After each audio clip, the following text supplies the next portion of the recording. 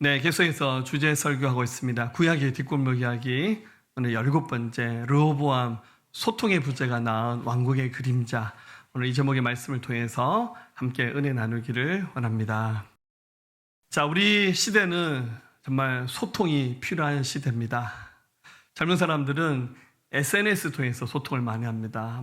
인스타, 페이스북이라든지 여러 가지를 통해서 많은 이야기를 주고받습니다.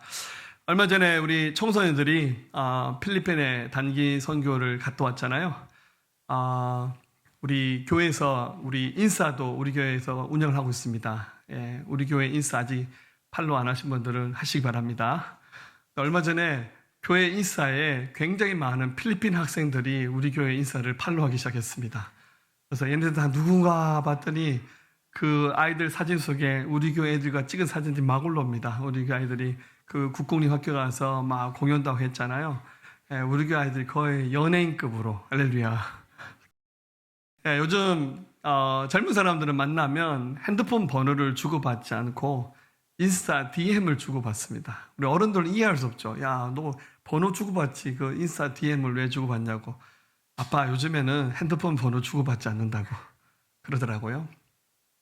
자, 겉으로 보기에는 굉장히 소통을 많이 하는 시대 같지만 한편으로는 정말 우리 시대 사람들이 소통을 많이 하나 하는 생각을 가져봅니다.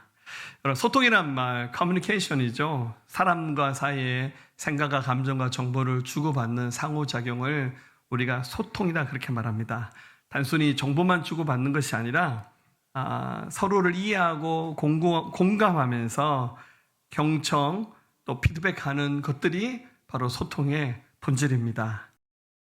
미국의 유명한 컨설팅 회사의 크리스토퍼 호예닉이라는 사람이 미국 역사상 가장 소통을 잘한 지도자로 누구를 선택했냐면 바로 루즈벨트 전 대통령을 선택했는데, 이분이 이제 미국 역사상 4번 연속 대통령을 하신 분이고 세계 2차 대전의 그 어려움을 극복하면서 미국의 경제 대공황을 이겨내신 지도자죠. 송화마비가 있어서 휠체어를 타고 다니시는 장애도 있었지만 정말 탁월한 리더십으로 미국의 그 한 시대를 이끌었던 지도자입니다. 이분이 루즈벨트 대통령의 그 소통하는 비결을 이렇게 5가지로 소개하더라고요. 굉장히 쉽습니다. 첫 번째, 최대한 단순하게 설명하라. 그리고 두 번째, 먼저 공감대를 형성하라. 세 번째, 상대방에게 관심을 갖고 진지하게 이해하려고 하라. 네 번째, 공통된 언어를 찾아라. 5번째, 언행일치로 상대의 신뢰를 얻어라. 예, 어젯밤에 잠자기 전에 하필이면 아내랑 잠깐 얘기하면서 잠이 잘 안 왔어요. 그 소통에 관한 얘기를 했어요. 오늘 주일 설교 소통인데 제가 한쪽으로 마음에 아유 큰일 났다 이러면서 소통은 어깨를 서로 맞닿으면서 일직선을 보면서 하는 거랍니다. 제가 자다가 벌떡 일어나야 돼 한참 고민을 했습니다. 모른 척하고 잤습니다. 할렐루야. 자, 오늘 이 이야기를 왜 하냐면 오늘 말씀의 주인공, 이 사람은 소통 부재로 인하여서 굉장히 아픈 역사를 만든 사람입니다. 오늘 이 성경에 나온 이 사람의 이야기를 통해서 우리 시대에 우리가 얼마나 소통하고 경청을 잘하고 있는가를 이 말씀을 통해서 배우면서 우리 이 예배를 통해서 이 말씀을 통해서 우리 가정공동체, 우리 교회공동체가 새로워진 은혜가 있기를 주의 이름으로 축원합니다. 자, 먼저 이스라엘의 역사를 우리가 살펴보겠는데 역사가 기울어져 가고 있었습니다. 자, 말씀의 주인공은 르호보암입니다.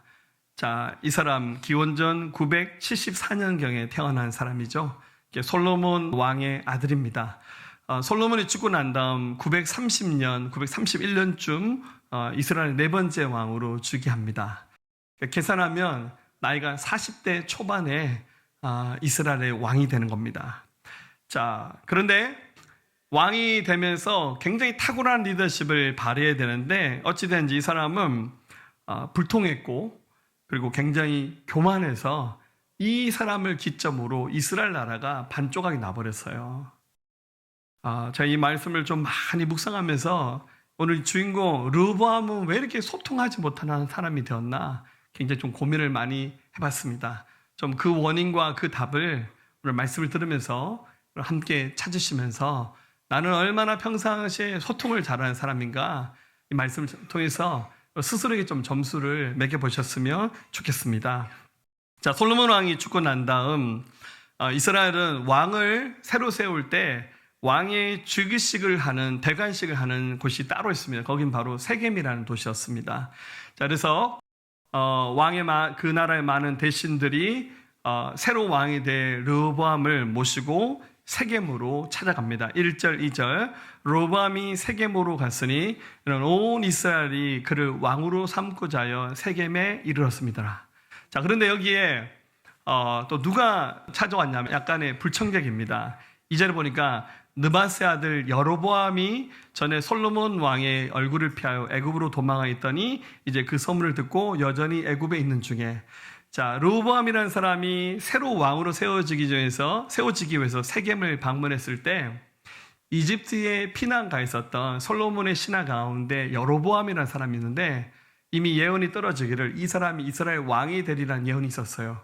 그래서 솔로몬이 굉장히 두려운 마음에 이 여로보암을 제거하고 싶었지만 여로보암이 이집트로 도망가 버렸습니다. 자, 그런데 르호보암이 이집트의 왕으로 세워지는 과정 가운데 사람들이 여로보암을 부릅니다. 3절, 4절 보면 무리가 사람을 보내 그를 불렀더라. 여로보암과 이스라엘 온 회중이 와서 르호보암에게 말하이르되 왕의 아버지가 우리의 멍에를 무겁게 하였으나 왕은 이제 왕의 아버지가 우리에게 시킨 고역과 무거운 멍에를 가볍게 하소서. 그리하시면 우리가 왕을 섬기게 했나이다. 자, 르호보암을 왕으로 이렇게 밀어야 되는 자리에 여로보암이라는 불편한 사람이 같이 왔고, 백성들이 하는 말이 선왕이었던 솔로몬이 굉장히 훌륭한 왕이었지만 여러분 굉장히 탁월한 리더십을 가진 카리스마가 있는 지도자 옆에는 상처받는 사람도 있어요. 그래서 솔로몬 왕이 굉장히 훌륭한 왕이었지만 당신이 이제 왕이 되면 왕이 만들었던 이 무거운 멍에를, 이게 정확히 말하면 좀 세금을 좀 깎아주면서 우리 일반 백성들에게 좀 은혜를 베풀었으면 좋겠습니다 라는 것을 청하게 됩니다. 자, 결과적으로 르호보암은 이 청을 거절합니다. 그리고 르호보암이 이 청을 거절하는 것으로 말미암아 결국 어떻게 됩니까? 여기는 여로보암이 쿠데타를 일으켜서 이스라엘 10지파를 데려가서 북쪽에 가서 북이스라엘 세우고, 결국 르호보암은 유다 지파와 레위 지파만 데리고 유다라는 작은 나라의 왕이 되는 거죠. 순식간에 역사가 이렇게 기울어지게 되는 엄청난 결정이 결국 백성들의 간절한 외침과 또 그 경청을 묵살하는 데서 이 어둠의 역사가 여기서 시작이 되는 겁니다. 자, 4절 말씀을 다시 보면 지금 여로보암과 이스라엘 백성들이 찾아와서 말하기를 왕이시여, 그 선왕 솔로몬의 멍에가 너무 무거웠습니다. 여러분, 솔로몬은 강력한 리더십을 가졌던 왕입니다. 그래서 여러분들, 나라가 강하면 백성들에게 세금을 많이 걷어요. 그래서 그 세금과 여러 가지가 너무 우리에게 힘들었는데 당신이 왕이 되는 기념으로 좀 그 멍에를 가볍게 해줬으면 좋겠습니다. 우리나라도 그러더라고요. 우리나라 정권이 바뀌면요, 갑자기 막 교통범칙금 이런 거 있잖아, 막 깎아주고, 어디 어느 지역에 재난이 일어나면 막 세금을 막 유예해주고, 이자도 천천히 갚아야 된다. 굉장히 작은 정책인 것 같지만 이런 것들이 백성들의 마음에 여유를 주면서 지도자를 좀 더 존중하고 따르게 되는 참 좋은 결정들이잖아요. 자, 그러니까 지금 이것을 그대로 부탁합니다. 여러분, 이 멍에란 말이 히브리 말로 울로라는 단어가 되는데 이것은 단순한 억압이 아니라 마음의 무거운 짐을 말하는 거예요. 우리는 너무 마음이 무겁습니다. 당신이 왕이 될진데 이거 우리를 좀 가볍게 해주세요. 이게 하켈이라는 단어가 된 이 말은 좀 인간적으로 우리를 좀 존중해 줬으면 좋겠습니다. 당신이 왕이고 어차피 우리는 백성이잖아요. 그렇지만 우리를 좀 사람답게 존중해 주면서 당신이 좋은 정치하는 왕이 됐으면 좋겠습니다 라고 이렇게 부탁을 합니다. 자, 그러면 르호보암이 어떻게 됩니까? 이 말을 들어야 되잖아요. 자, 일단은 물어봅니다. 누구에게 물어봅니까? 6절에서 9절에 보면 먼저 자기 아버지 솔로몬 시대의 그 충성스러웠던 신하들, 여러분들 솔로몬의 신하니까 다 이 신하들이 나이가 많은 노인들이었어요. 장로들이었어요. 그래서 내가 어떻게 하면 좋겠냐고 한번 자문을 구합니다. 자, 그랬더니 7절 보니까 대답하려되 왕이 만일 오늘 이 백성을 섬기는 자가 되어 그들을 섬기고 좋은 말로 대답하 이르시면 그들이 영원히 왕의 종이 될 것입니다. 이렇게 말합니다. 얼마나 지혜로운 조언입니까? 자, 그런데 이 로보암이 어떡합니까? 자기와 함께 있는 젊은 신하들, 이제 이 로보암이 나이가 40대 초반이 됐으니까 그 신하들도 다 젊겠죠. 그래서 어떡합니까?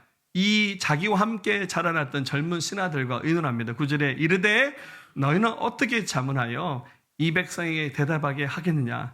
백성이 내게 말하기를 왕의 아버지가 우리에게 매우 멍에를 가볍게 하라 하였느라. 자, 어떡합니까? 결국 이제 이 젊은 신하들이 잘못된 조언을 함으로 결국 로보암이 잘못된 결정을 하는 겁니다. 사랑하는 여러분, 현명한 판단력, 또 올바른 리더십은 뭡니까? 사람들의 말을 귀 기울여서 듣는 겁니다.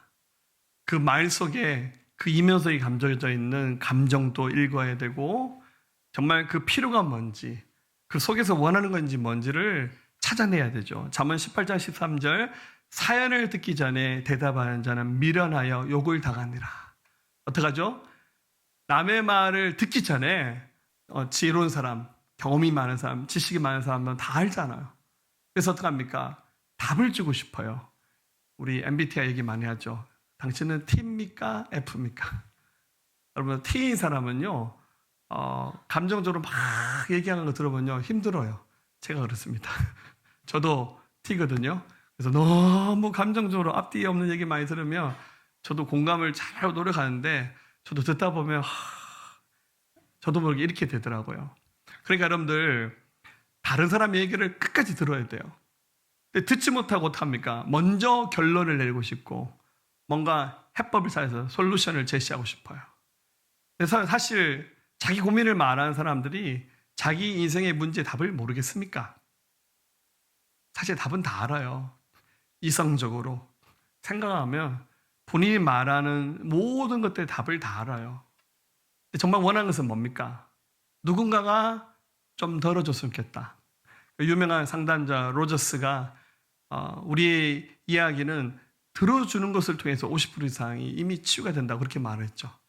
들어줘야 되는데 성경에서도 남의 말 듣기 전에 먼저 대답한 자는 미련한 자라고 말씀하셨어요. 지금 이 로보암이 굉장히 성급하게 백성들이 왜 멍에를 가볍게 달라는지 그 중심의 이야기를 찾아야 되는데 그 핵심적인 그들의 감정을 읽지 못하고 어떡합니까? 자기 생각, 교만함으로 가지고 결국 소통의 문을 닫아버린 겁니다. 결국 이 젊은 신하들이 어리석은 조언을 하죠. 그리고 로보암은 고집스럽게 자기 생각을 주장하면서 결국 나라가 두 조각 나버리는 파국을 맞이하게 됩니다. 우리 10절, 11절 같이 읽어볼까요?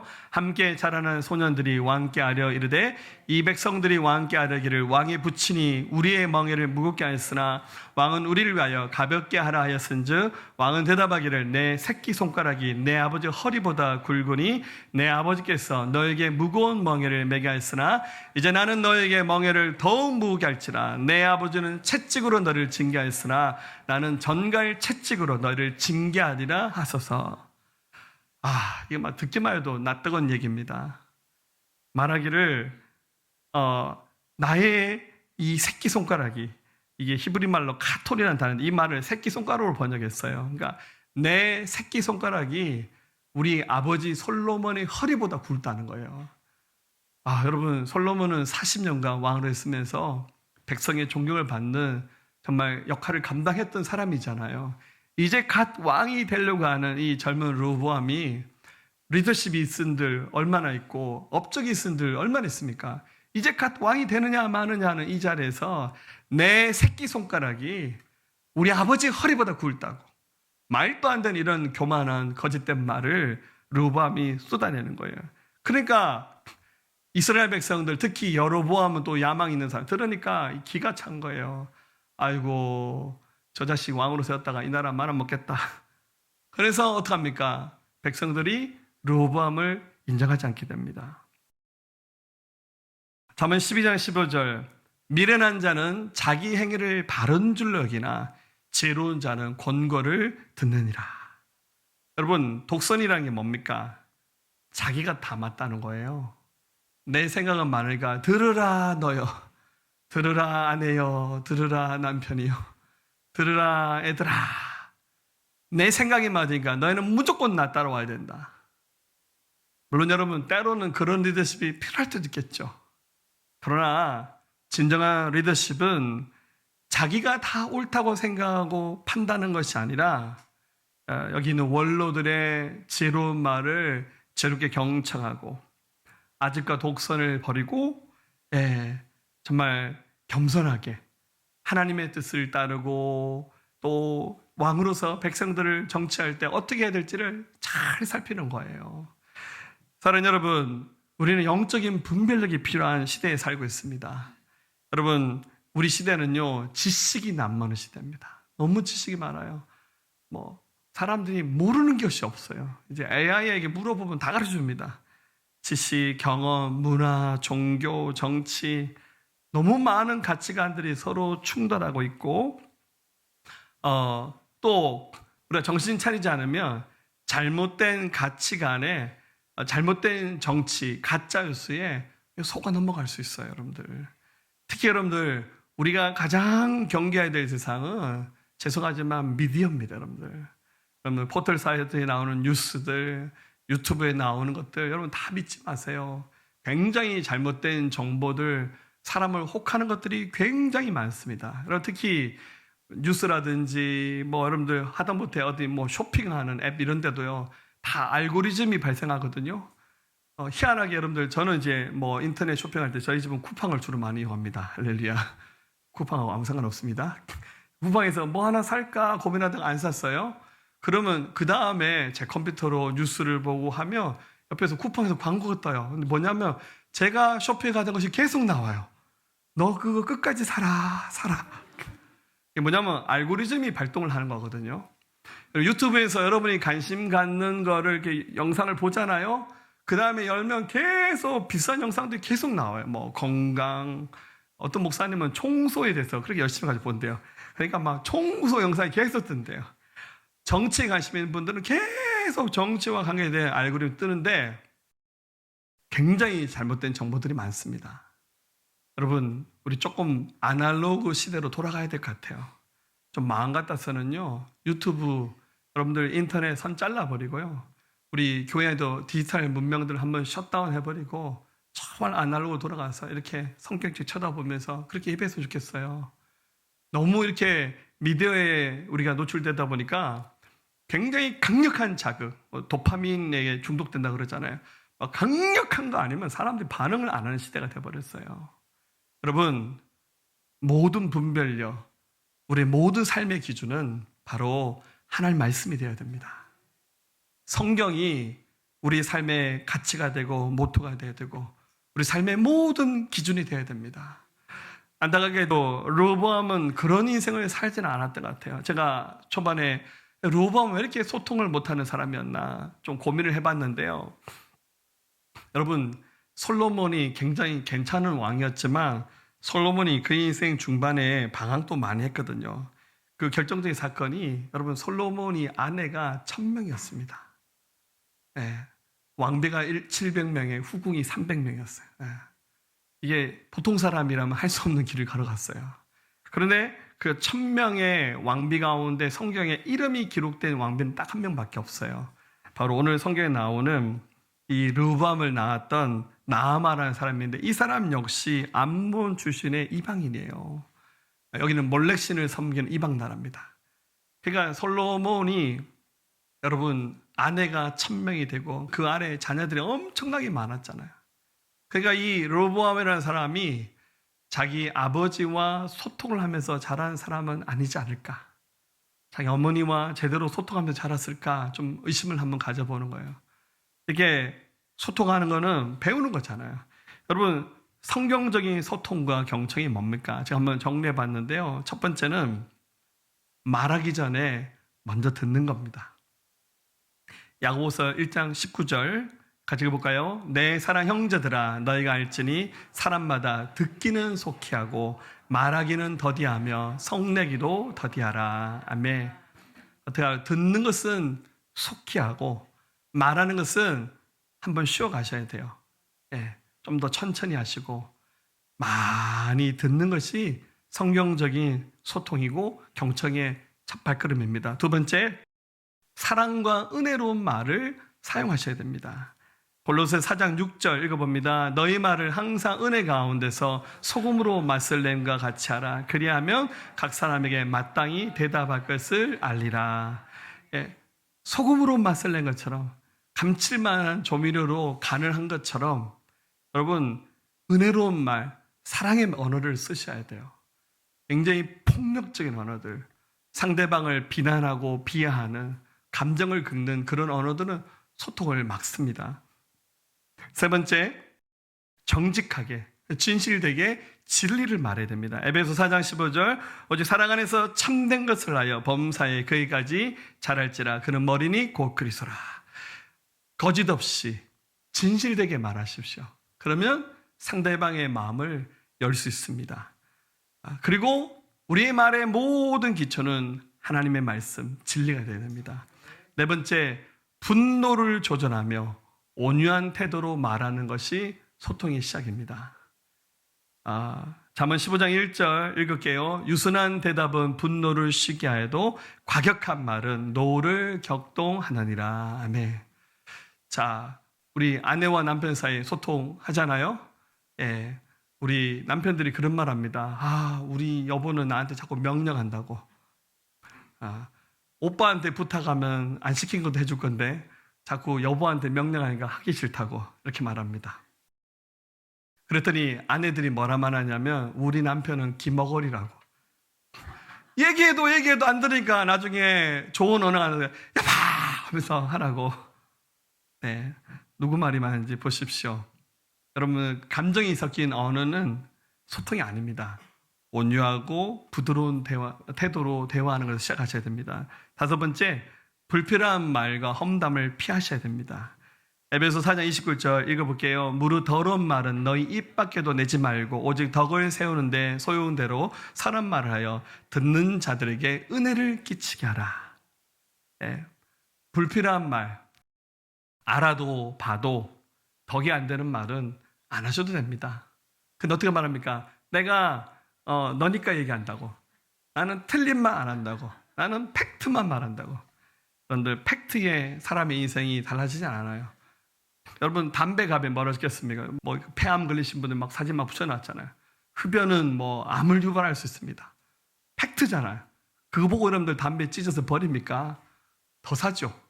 담배 피신 분들 그렇잖아요. 여러분들 사실이 팩트가 우리 인생 바꿔놓지 않아요. 그래서 얼마나 감동스러운 소통의 언어로 하냐에 따라서 우리 인생이 달라질 수 있는 거죠. 성경적인 소통과 경청의 바탕은 사랑이 되어야 되고 겸손이 되어야 되고 신뢰가 되어야 됩니다.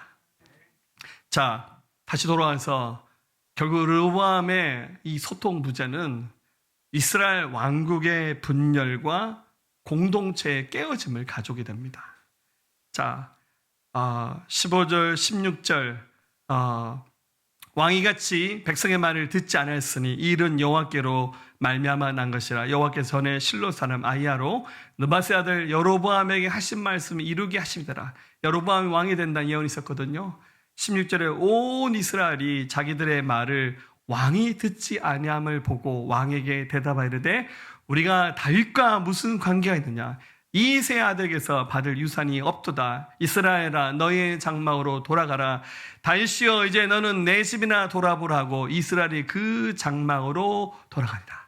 결국 이 르호보암이 백성들과 소통하지 말고 불통했던 이 사건 하나가 이스라엘을 갈기갈기 찢어버렸어요.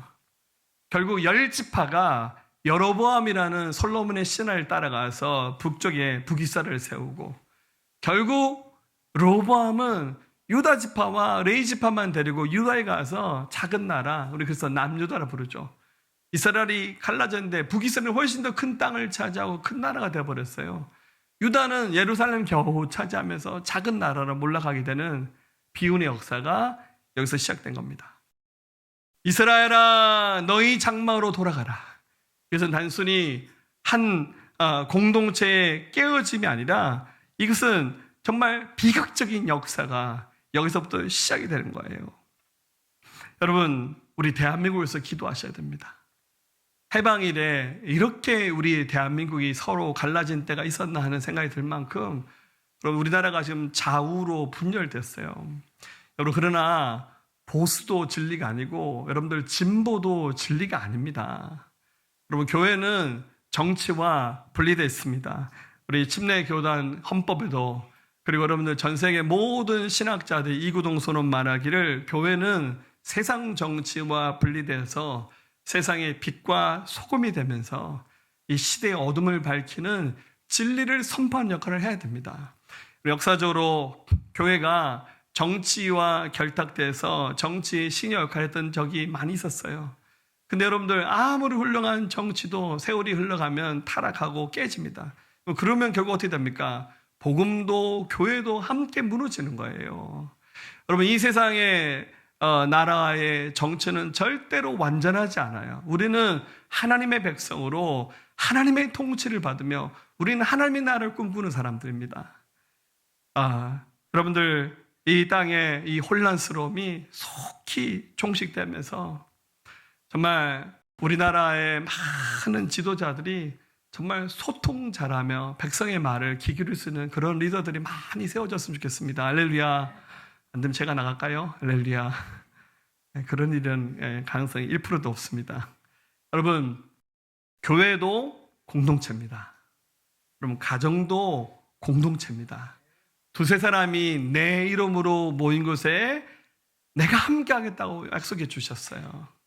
여러분, 피를 나눈 가족도 때로는 소통이 안 되고 아내와 남편이, 부모와 자식이 서로 벽을 세우는 일들이 있어요. 근데 사실 속마음을 알면 어떻습니까? 너무너무 사랑하는 아내, 남편이고 부모, 자녀의 관계잖아요. 근데 뭔가 조그만 어떤 사건들, 동기들이 이유가 돼서 이거를 빨리빨리 풀고 헤쳐버리면 아무것도 아닌데, 소통하지 못하고 오래되다 보니까 어떻게 됩니까? 골마서 썩어서 병드는 거예요. 우리 공동체도 마찬가지입니다. 우리 교회 안에 굉장히 다양한 세대, 다양한 경험, 다양한 인생의 이력을 가진 사람들이 만났어요. 딱 보니까 너무 달라요. 근데 어떻습니까? 하나님이 공동체 하라고 이 모양 저 모양을 우리를 불러주셨잖아요. 서로의 성품과 여러 가지 삶의 이력들, 그 다름을 비난하지 말고 정죄하지 말고 그대로 수용해 주는 거예요. 그러면서 우리가 하나 될 수 있는 가치는 뭡니까? 바로 진리의 말씀, 복음이에요. 복음을 하나 되는 거예요.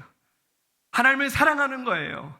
그 정신과 그 마음을 가지고 보니까 나랑 좀 다르지만 그래도 하나님을 사랑하네, 예수님의 제자네 하고는 그 다름을 어떻게 합니까? 극복하는 거예요. 그리고 어떻게 합니까? 소통하는 거죠. 여러분들, 교회 안에는 이렇게 대그룹 모는 큰 양무리, 이것은 같이 예배하는 시간이에요. 같이 예배하는 시간에는 죄송하지만 주로 찬송하고 기도하고 말씀 나누고 위주로 해요. 이렇게 양무리 시간에 한 번씩 얘기해 버리면 여러분들 예배 한 3-4시간은 해도 모자랄 거예요. 그래서 큰 양무리가 모인 시간에는 주로 예배하고 기도하면서 나가는 거예요.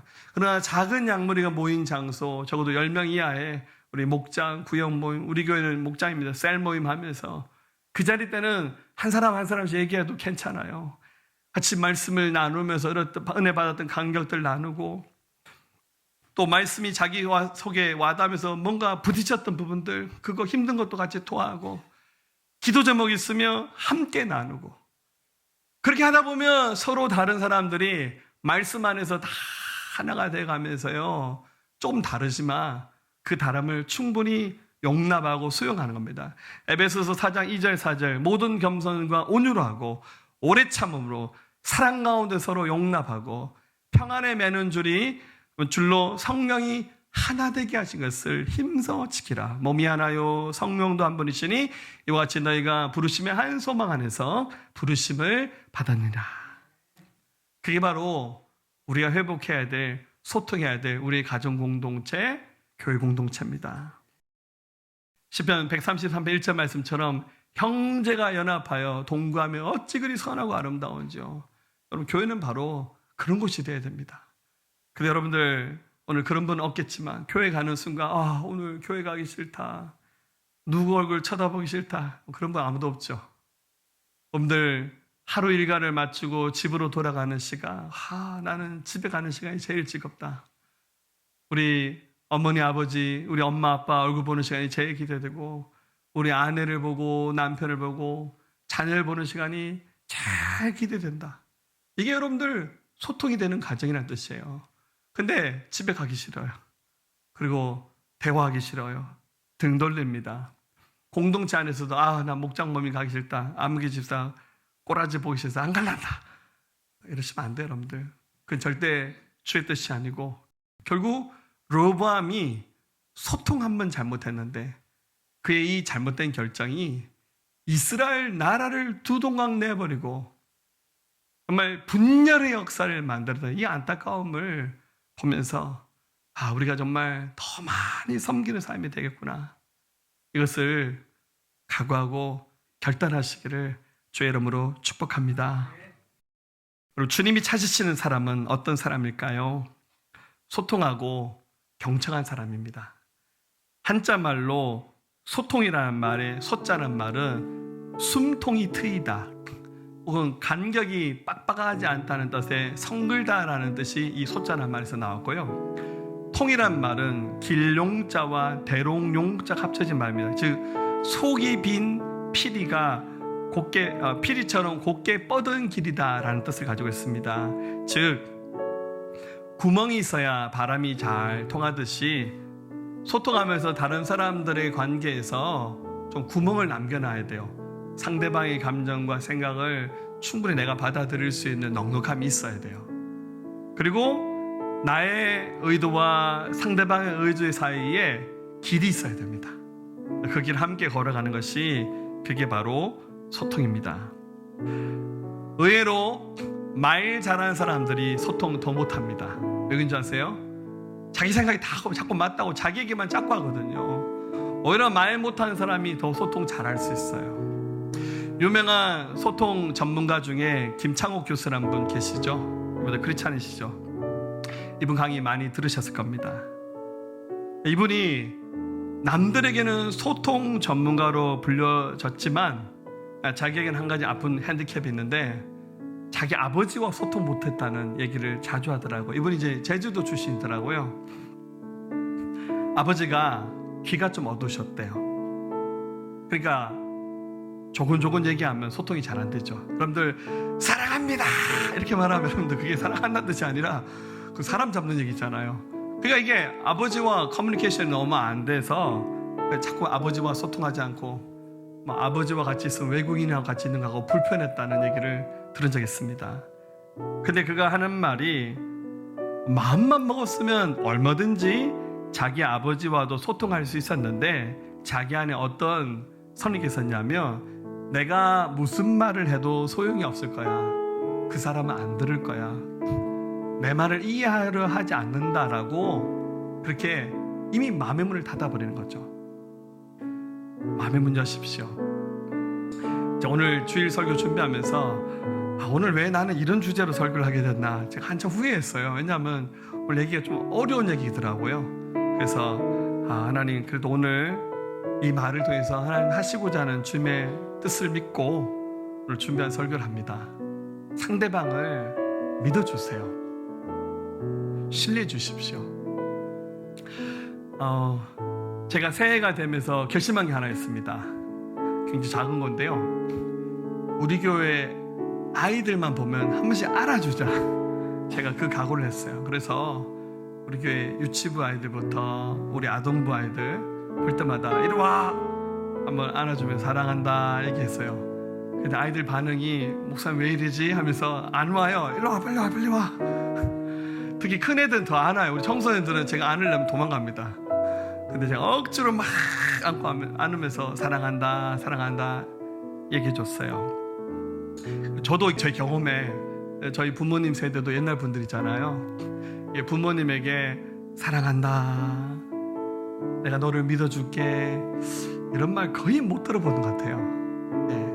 사랑하지 않기 때문에 그런 말을 못 들은 것이 아니라 옛날 분들이 그런 소통하실 줄 몰랐어요. 심지어 교회 안에서도요, 어릴 때부터 자라던 교회 안에서 교회 어른들이 이렇게 학생 사랑해 이런 말 잘 못 들었던 것 같아요. 왜냐면 우리 동네가 경상도잖아요. 알긴 아는데 표현하지 못하고 그냥 쭈삣쭈삣한 거죠. 제가 해서 나부터 한번 깨트려보자. 그래서 아이들에게 사랑한다 말해줍니다. 아이들이 나중에 컸을 때, 어렸을 때 우리 목사님 나한테 사랑한다 말해줬지, 너는 정말 축복의 사람이야, 그 말들을 우리 아이들이 기억만 해도 전 성공이라고 생각합니다. 우리 1부 예배 끝났더니요, 뒤에서 인사로 딱 썼더니 세상에 우리 교회 오자마자 사랑이야 입구에 딱 써서 저를 기다리는 거예요. 안아달라고. 그래서 야, 이게 약발이 먹혔구나. 그래서 이게 사랑한다 이렇게 고백했습니다. 사랑하는 여러분, 하나님이 찾으시는 그리스도인의 모습은 먼저 하나님과 내가 소통하고 또 다른 사람과 소통하는 모습일 겁니다.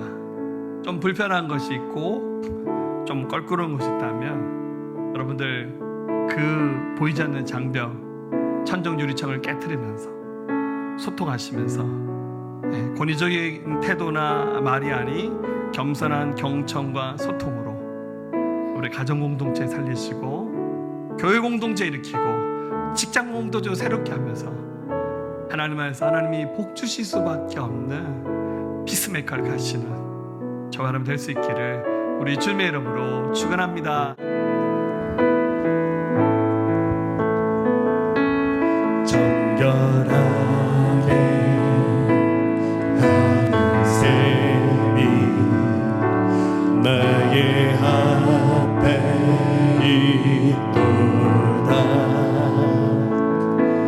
성령께서 공로하게 죄 씻으라 하시네. 내가 아는 길 비록 좁고 내 뜻대로 안 돼도 모든 욕심 다 버리고 주만 따라가네. 다시 고백하겠습니다. 정결하게 하는 셈이 하는 셈이 나의 앞에 있도다. 성령께서 공로하게 죄 씻으라 하시네. 내가 아는 길 비록 좁고 내 뜻대로 안 되고 모든 욕심 다 버리고 주만 따라갈게. 찬양하리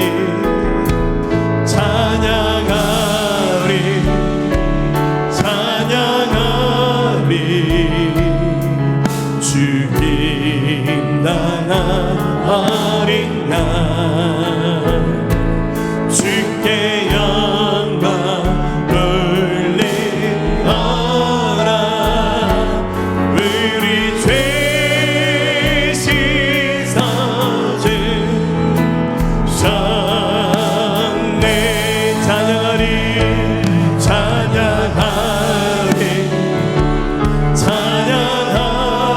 죽임 당하신 어린 양, 죽임 당한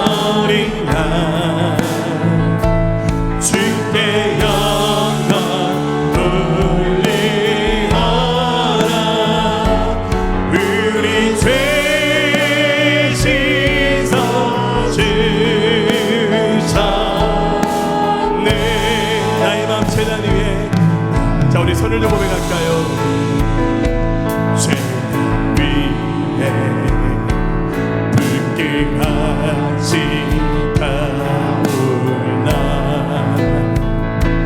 영원토록 찬양하며 주께 영광 돌리니 감사시 주의 힘에 나를 영접하셨네 내가 지킨 모든 죄와 마음을 용서하셨네 찬양하리 찬양하리 찬양하리 죽임 당한 어린 양 주께 영광 돌리노라 우리 죄 씻어 주셨네 찬양하리 찬양하리 찬양하리 죽임 당하신 어린 양 죽임 당한 어린 양 주께 영광 돌리노라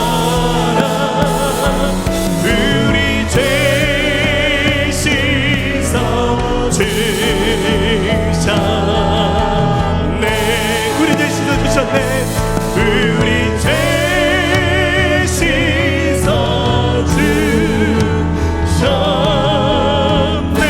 우리 죄 씻어 주셨네 우리 죄 씻어 주셨네